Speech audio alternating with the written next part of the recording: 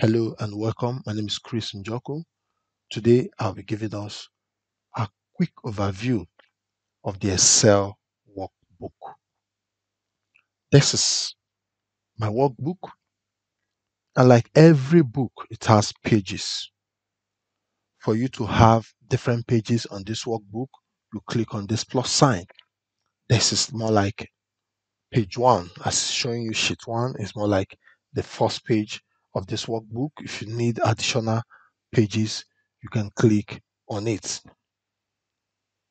Just like I've done, you see another page. If you also need another page, you click on the plus sign. If you click on it again, it gives you another page. So this is just how it will go on and on.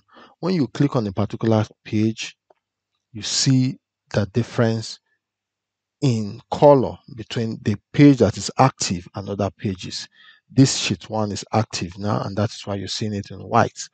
Sheet 2, 3, and 4 are not active at the moment. If I click on sheet 3 is active at that moment. Now, let me quickly do this for us to have a good understanding. I click on sheet 1 is active. I type a name now. Let me say I type my name Chris. This is what is on sheet 1. Let me click on sheet 3 and then type another name.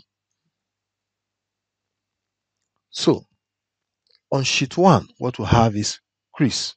But on sheet 3, what we have is Njoku. That's to tell you that the sheets system is very important for you to understand, because you might be working on sheet 1 not knowing that you're supposed to be working on sheet 3. As you advance in Excel knowledge, you get to a point where you'll be multitasking.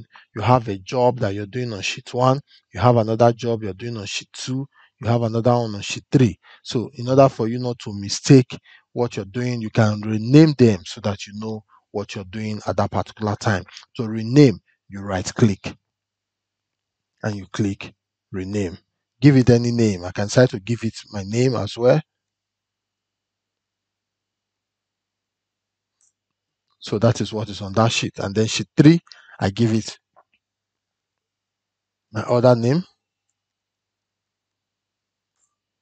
So when I click on sheet 1, now name has changed to Chris. So if I'm doing anything about Chris on this very particular sheet, which is more like a page, I click on it. This is where I'm going to be working. And then if it's something related to Njoku, I click to this and then continue with that. That is just for the workbook and the sheet aspect of it.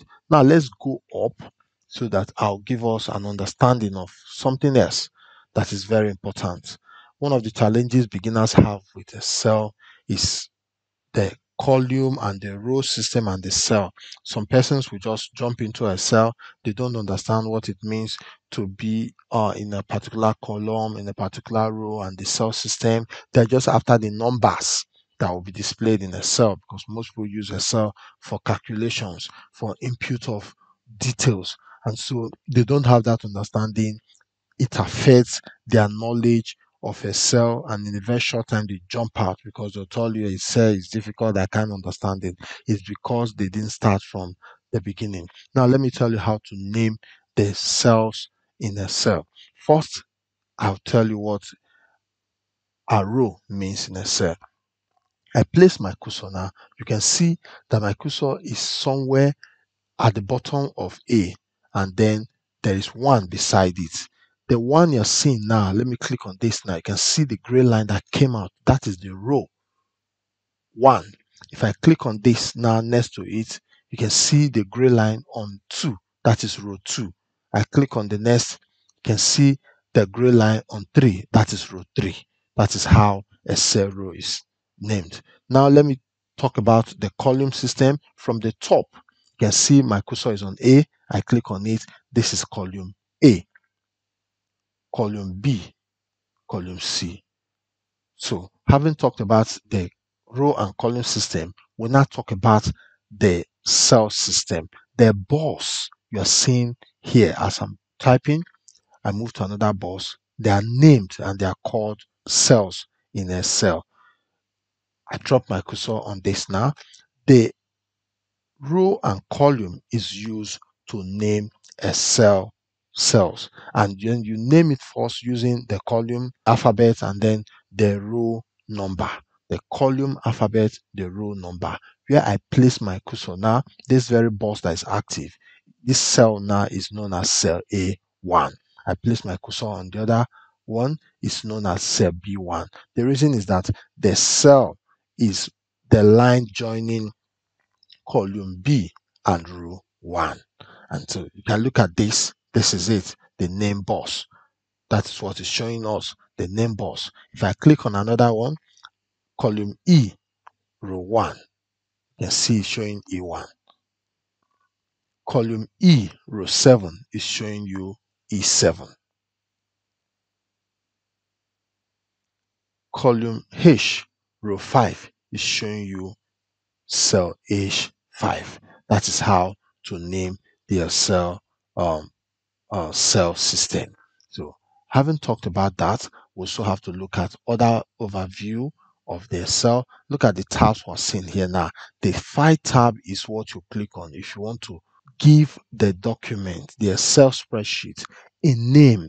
You click on file and then you see save as. You click on save as. You navigate to where you want to save it on your system.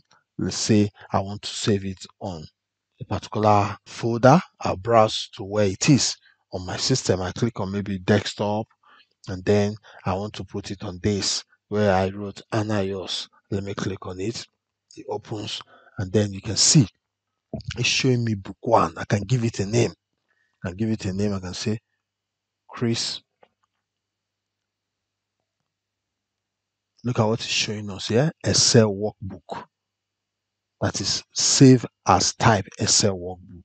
There are so many Excel workbook type as well. You click on this drop down, it shows you a lot. As we move further, I'm going to be teaching us about the different types of Excel workbook. I just did this to show us the different types, but we're not going to talk about it. So for now, we'll stick on just saving the file into a particular folder. And so I've given it a name, Chris, save type as Excel workbook, and then I'll click on save. You can see that it has been named Chris Excel. So this is the name I've given to the file. If I decide to click it now, when I navigate to that very folder inside the Anaios on my desktop, I'm going to see this file. Let's assume I decide to type something. I type 50, 40. So I've typed something little here. I might decide to close it now. If I close it, I'm not scared if I'm going to see the file again.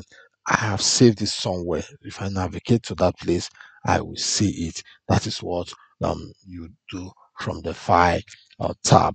You can click on it. There are so many other things you can do. Click here, new, to create a new workbook. You can click open to open an existing file that you have already saved. You can click save, like maybe you are done working and then you need to save what you have been doing. You click save. Mind you, if it's a very new file as well, you have not named it before, you can click save as well.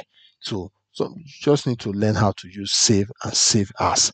They are used in different ways. However, if it's a very new file that you have not given a name, doesn't have a folder, you have not kept it anywhere, you can click save and then it will ask you for name. But in this case, it has been saved. So you find time and play around as we navigate in this journey. We're going to be seeing how to print, how to share, how to do a lot. So I click the back arrow to go back to the workbook again. So this is home. When you click on the home tab, whatever you want to do, you see a whole lot.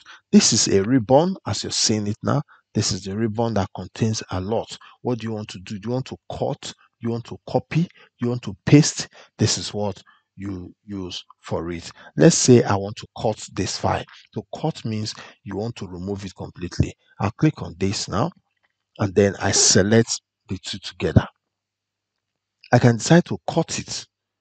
When I cut, it means I've removed it from there completely. How do you know? When I click on another place and try to paste it, you now see that I did something there. Paste.